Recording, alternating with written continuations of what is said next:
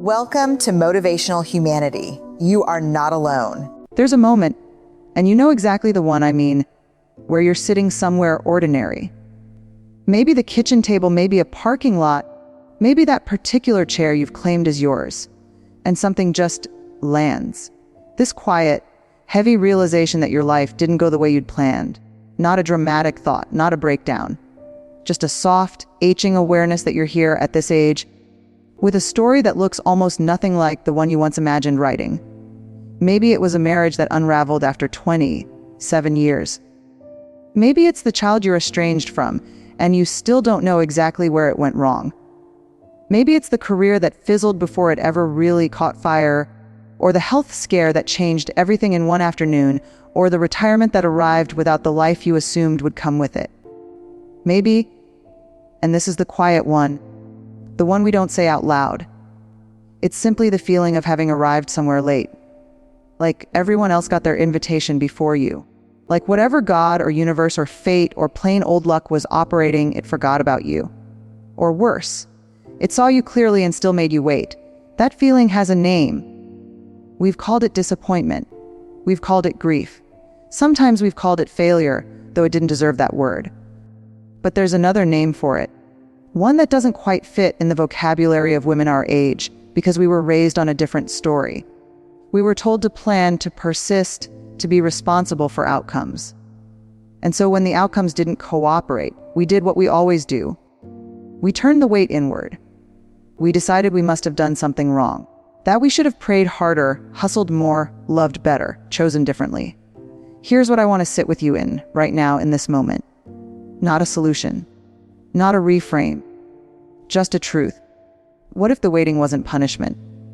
What if the arrival of the wrong things at the wrong times, the doors that closed before you got through them, the relationships that ended before you were ready, the silence where an answer should have been? What if none of that was cosmic indifference? What if it was something else entirely? Something that doesn't have a good English word, but exists in almost every spiritual tradition on earth. The ancient Greeks had kairos, not clock time, not calendar time, but the right time, the pregnant moment, the fullness of time when something can finally be received. The Japanese concept of mai, the sacred pause, the interval that gives meaning to what comes before and after it. Even in scripture, the phrase, in the fullness of time, appears not as an apology for delay, but as a declaration of precision. Things don't arrive when we schedule them. They arrive when the conditions are finally right. When we are finally right, I know. I hear the objection already, because I've made it myself. That sounds like a story we tell ourselves to feel better about things we couldn't control. Maybe. But here's the thing about stories. They shape what we're able to see. And if the story you've been living inside is, I missed my window, or it's too late, or I should have known better, that story isn't just a thought, it's a filter. It colors everything that comes next. It convinces you that the sanctuary you're still searching for is somewhere behind you in a past you can't reclaim. But what if you haven't missed it? What if the sanctuary, the rest, the love, the clarity, the sense of having finally come home to yourself, is actually ahead of you? Not because life is secretly fair and everything works out, but because you are still here. Because the fact that you are still searching, still feeling the ache of wanting more, still sitting in that chair and asking the hard questions, that is not evidence of failure.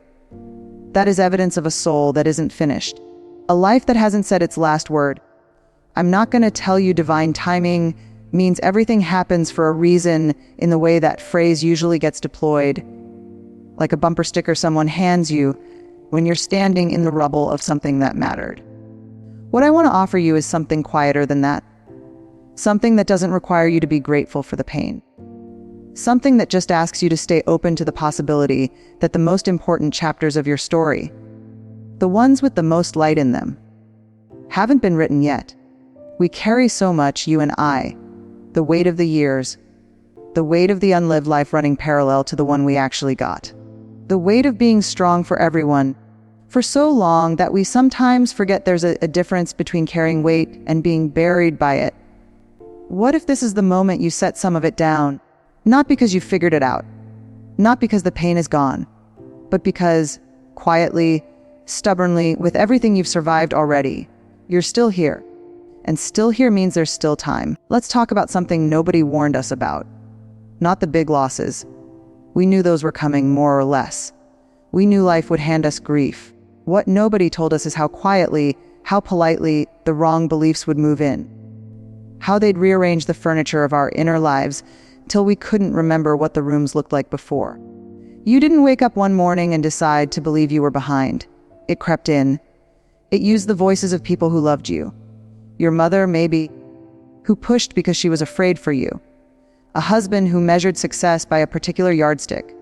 A culture that told women, especially women of our generation, that worth was something you earned through productivity, through sacrifice, through getting it right the first time. And if you didn't get it right the first time, well, you made your bed. We absorbed those messages the way we absorbed everything in those years, quietly, efficiently, without realizing they were taking up permanent residence. And now, decades later, they sit in us like old furniture we've stopped noticing. We bump into them in the dark. We build our entire interior lives around them without questioning whether they were ever true to begin with. Here's one of the biggest ones.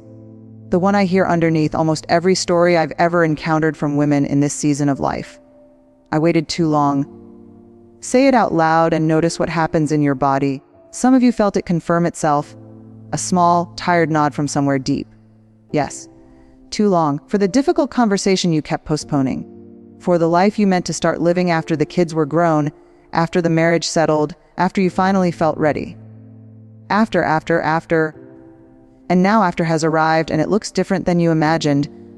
And some part of you has decided that the gap between what you hoped for and what showed up is your fault. Your delay, your failure of nerve. But let me ask you something, and I want you to really sit with it. Who decided what on time looks like? Because I've been paying attention, and I notice the people who get to define on time almost never look like us. They're younger. They're usually men. They built a culture that runs on quarterly reports and before 30 lists and milestone birthdays that are supposed to mean something. And we, women who were busy actually living, raising humans, holding families together, navigating the particular exhaustion of being needed by everyone while being truly seen by almost no one. We handed those people the authority to grade our timelines. Why did we do that? I think it's because we were never really taught to trust ourselves as the authority on our own lives. We were taught to look outward for the verdict, to check the faces in the room before deciding if what we felt was valid. And somewhere in all that checking, all that deferring, we lost the quiet whispers of our own inner knowing, the part of us that actually understands what we need, what we're ready for, what is genuinely meant for this particular life. And here's where divine timing gets misunderstood, because people tend to use it as a kind of spiritual sedative. Just trust the timing, honey. As if it means sit still, don't want too much except whatever comes. That's not what I mean. That version of divine timing is just obedience dressed up in nicer language. What I mean is something far more active, far more alive. Real trust in timing isn't passive, it's not resignation. It's a radical act of faith in your own unfolding. It means looking at the years you carry, the real ones, not the curated version, and refusing to call them wasted. It means understanding that every closed door didn't just block you from something. It redirected you. Every relationship that ended, every dream that dissolved, every season that felt like pure loss. It was also, whether it felt like it or not, the thing that brought you here. To this exact moment of awareness. To this willingness to ask harder questions. The unspoken truth that lives in the middle of all this is something most of us don't say even to our closest friends.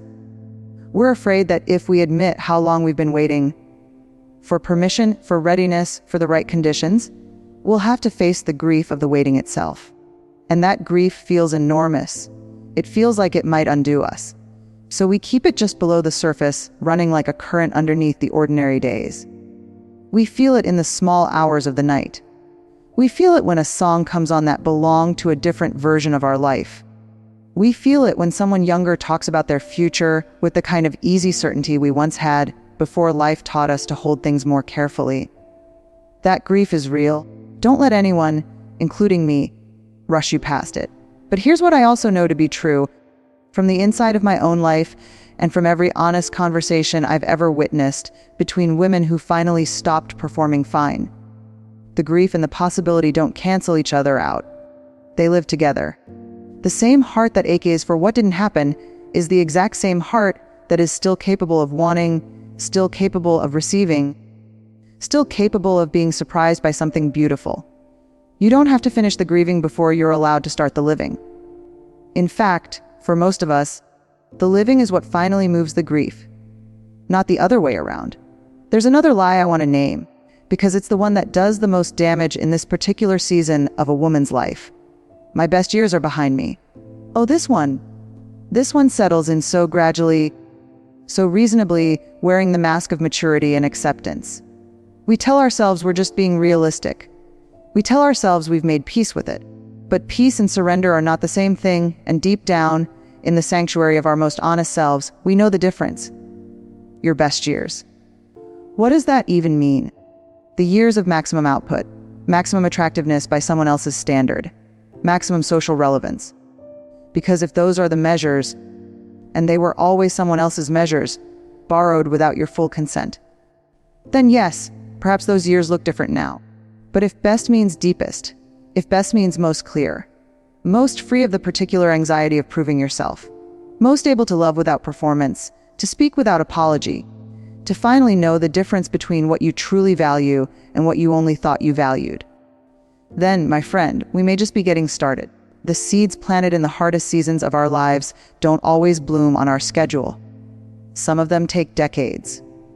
Some of them needed exactly the winters we went through, exactly the dark and the cold and the long silence before they had any chance of becoming something real. You are not late. You are not behind. You are in the fullness of your own time. And that is something worth believing even before you fully feel it. There's a particular kind of courage that doesn't get talked about enough. Not the loud kind, the kind that charges forward, makes the bold move, announces itself. I mean the quiet courage. The kind that requires you to sit down with your own life, really sit down with it, and look at it honestly. Without the filter of regret. Without the armor of, I'm fine. Just you and the truth of where you've been and where you still want to go. That's what this part is about. Not inspiration. You've had enough of that handed to you in pretty packaging. I'm talking about something more useful. A way of actually reading your own life.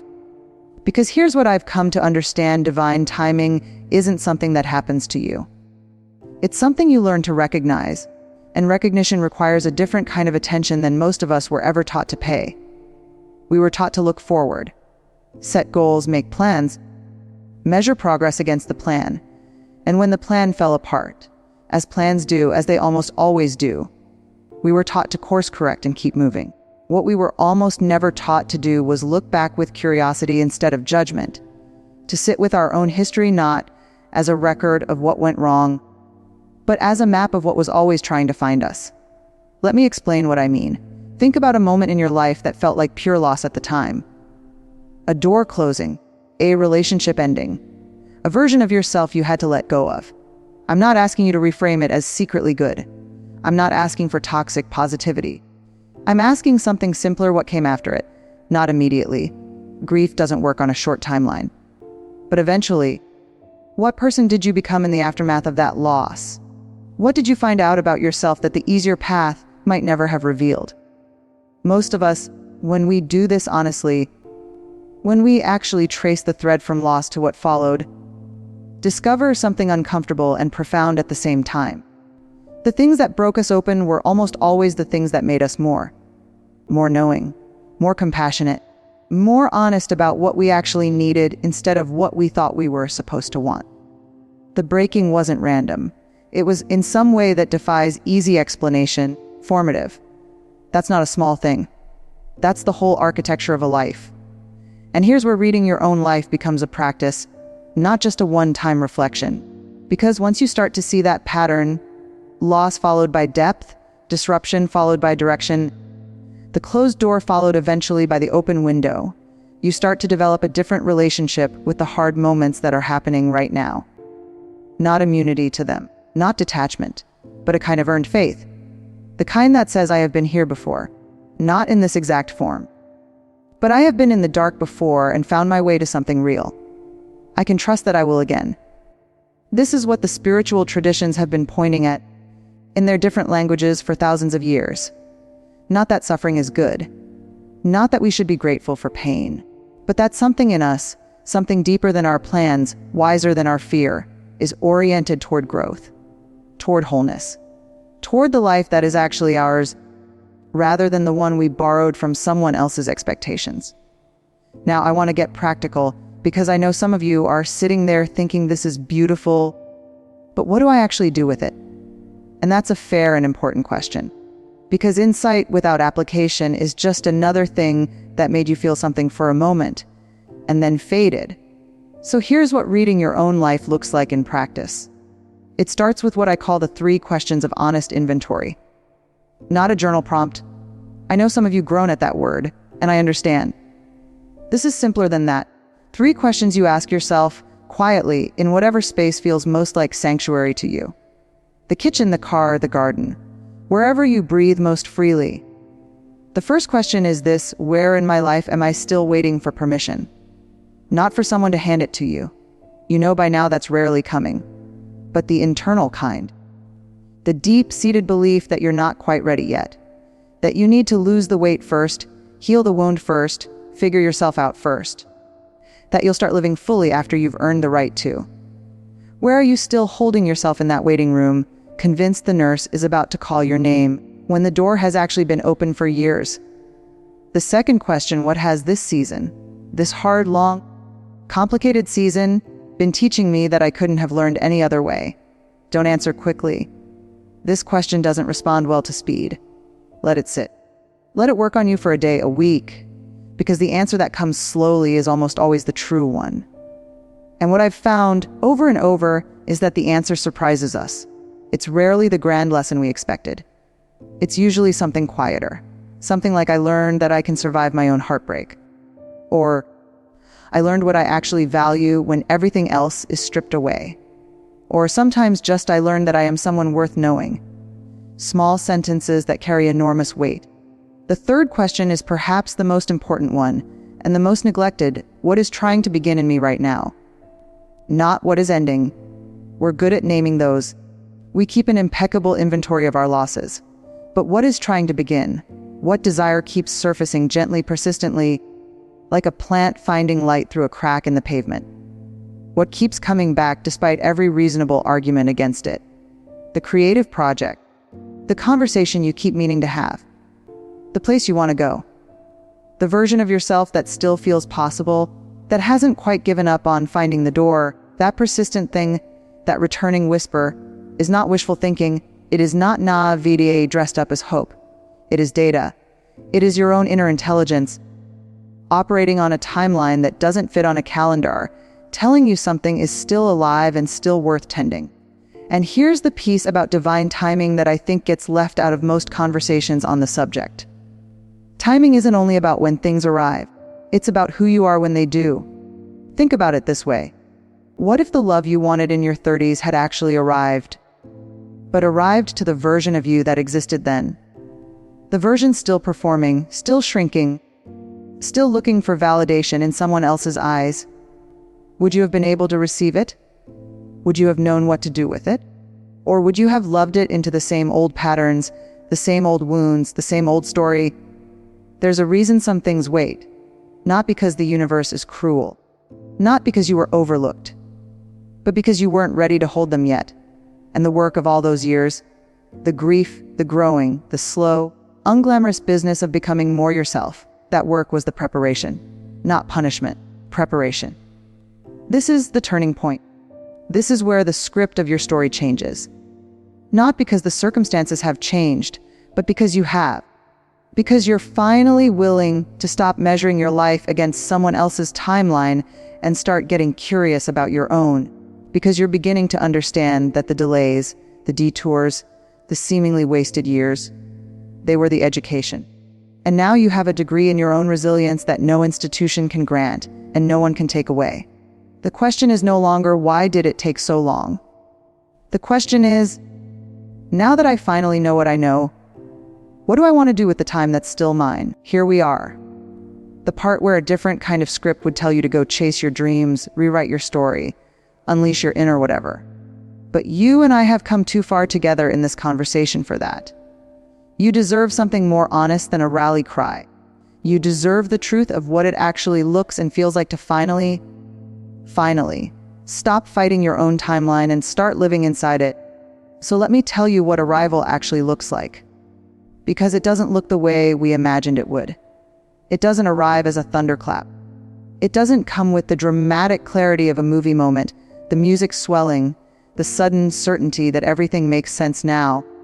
What I've found, and what I've watched women discover over and over in the quietest and most genuine moments of their lives, is that arrival feels more like exhaling. Like setting down something heavy you'd been carrying so long you'd stopped noticing the weight. Like waking up one ordinary morning and realizing, almost by accident, that you are no longer at war with where you are. That's it. That's the whole miracle dressed in plain clothes. The war ends. The internal argument, the one running on a low hum underneath everything, the one that says you should be further along, you should have done better, you should have known, that argument loses its power.